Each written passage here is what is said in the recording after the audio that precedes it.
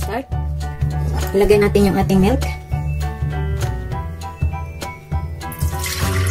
So, yan.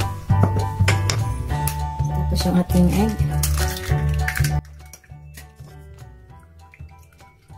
Tapos yung ating yes. So, yan.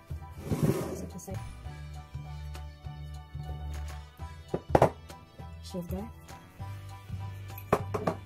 Salt. Mix. Takpan natin siya, guys. Leave it in 20 minutes, like 20 minutes. So, yan. Yung ating dough. So, yan. Lagyan natin yung ating butter.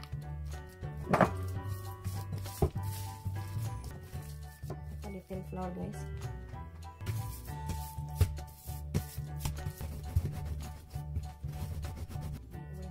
Lagyan mo ng mantika. So, ayan siya, guys. Wait natin.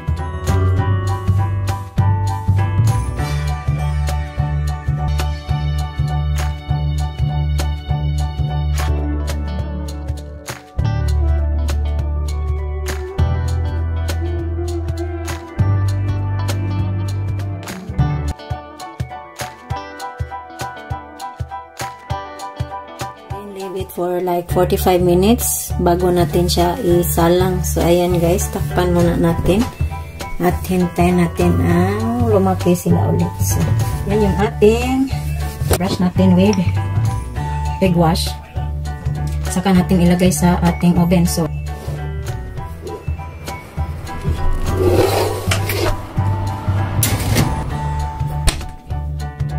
napay.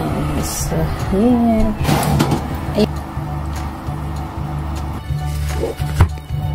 Let's cook.